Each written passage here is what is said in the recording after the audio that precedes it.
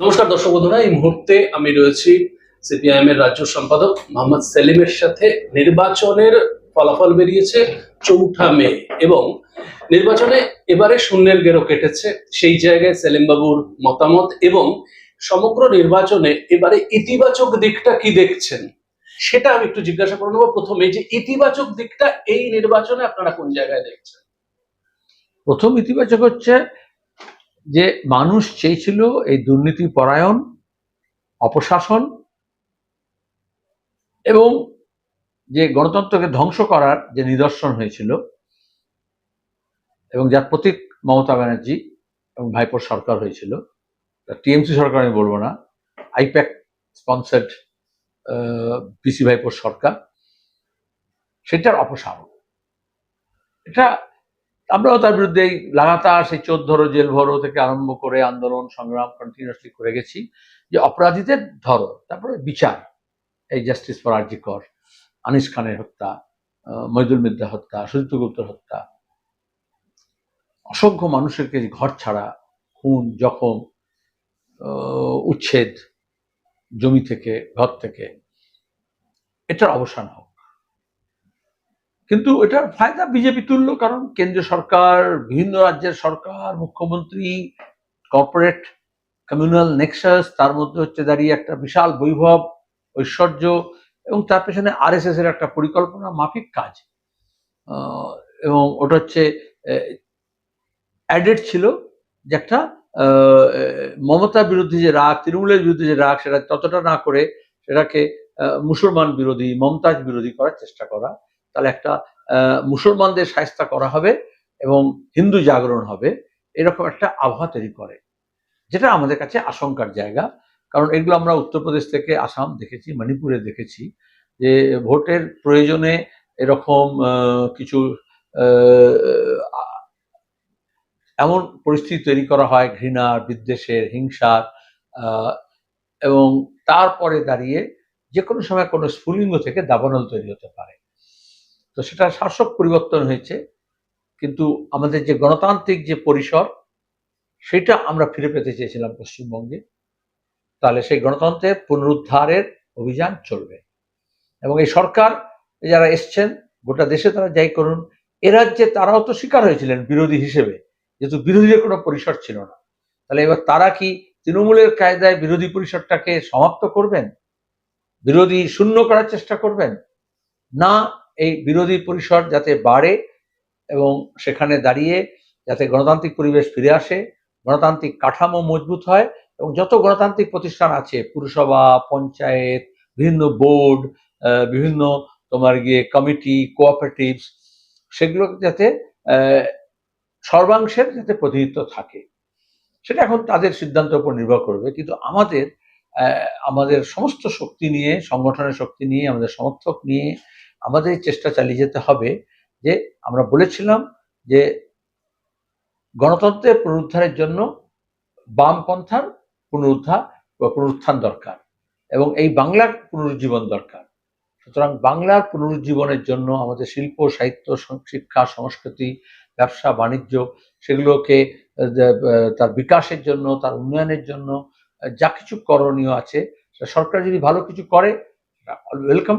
কিন্তু যদি দেখা যায় এমন কিছু করবে যেটা আমাদের ব্যবসা, বাণিজ্য, কৃষি, পশুপালন, শিক্ষা, স্বাস্থ্য, সেক্ষেত্রে ক্ষতিকর হবে, তার বিরোধী হিসেবে সে ভূমিকা আমাদের পালন করতে হবে। আমরা আগেও বলেছি, আগেও করেছি।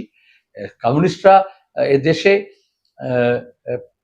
পেরেনিয়ালি অপোজিশন, বিরোধী ভূমিকাই পালন করেছে এবং আমরা ফলাফলের পরের দিন থেকেই রাস্তায় আছি, মাঠে ময়দানে আছি।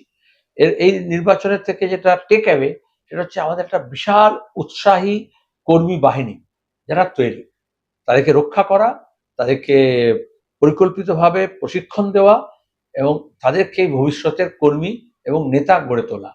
এটা একটা যেমন কাজ, তেমনি ছাত্র, যুব, শ্রমিক, কৃষক, ক্ষেতমজুর, মহিলা, কর্মচারী, শিক্ষক, আইনজীবী, চিকিৎসক, সব বিভিন্ন ক্ষেত্রের মানুষের যে লড়াই, যে সংগ্রাম, যে হক, যে অধিকার, সেই লড়াইটাকে আরো তীব্র করা।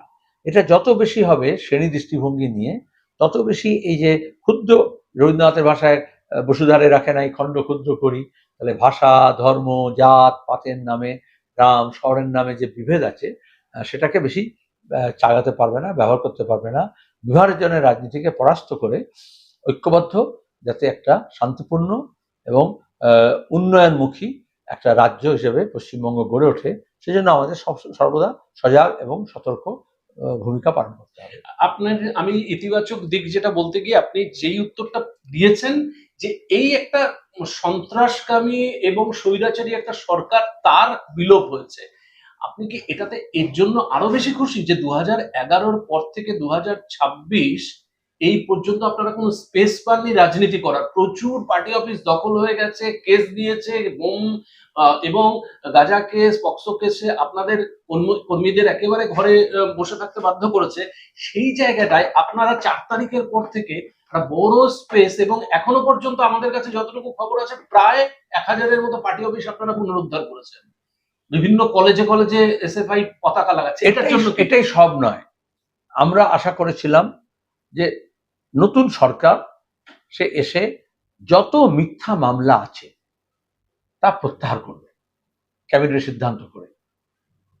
তাতে ওরা এখন বলছে যে ওরা ভুক্তভোগী অপোজিশন হিসেবে, তা সেখানে কোনো তফাৎ হবে না, ওরা আমরা এই ভাগ হবে না, নির্বিশেষে রাজনৈতিক রং নির্বিশেষে। অনেক সময় এখন দেখা যাচ্ছে তৃণমূলের প্রাক্তন এমএলএও বলছেন যে আমাদের লোকজনকে অভিষেক ব্যানার্জি তার কথা যারা শোনেনি তারাও ভুক্তভোগী হয়েছে। তার আমি বাদ বিচার করবো কেন? অন্যায় যে করে, অন্যায় যে সহে, তবু ঘৃণা যেন তারে তৃণসম হয়। তাহলে অন্যায়ের বিরুদ্ধে যদি হয়, তাহলে ন্যায় যদি প্রতিষ্ঠা করতে হয়, তাহলে এখনো আমি বলছি এই দাবি থাকবে যে যত মিথ্যা মামলা আছে সেগুলো প্রত্যাহার করা হবে। 2, যারা যে পুলিশ অফিসার, আধিকারিক, প্রশাসক এই মিথ্যা মামলা করে একটা বড় অংশের মানুষের জীবনকে দুর্বিষহ করেছেন, জীবনের অমূল্য সময়কে নষ্ট করেছেন, ব্যর্থ করেছেন এবং তাকে নানানভাবে জর্জরিত করেছেন তার জীবন জীবিকা, তার জন্য একটা সে রিটায়ার্ড বিচারপতি হন, ওদেরই দলের লোকজন হোক, কিন্তু অভিজিৎ বাবুই হন, আজকে করেছে তো, তাকে দিয়ে একটা কমিটি করতে হবে। শোনো তুমি সেটা, যারা এই সমস্ত কেসগুলোকে কেন করা হলো, কার নির্দেশে করা হলো এবং তার পেছনে কারা ছিল, তাদের এই অ্যাকাউন্টেবিলিটিকে এস্টাবলিশ করা। তাহলে তুমি প্রশাসক হিসেবে পুলিশ তৃণমূলের হয়ে কাজ করছিল, এখন বিজেপির হয়ে কাজ করবে, তাহলে এটা হবে না।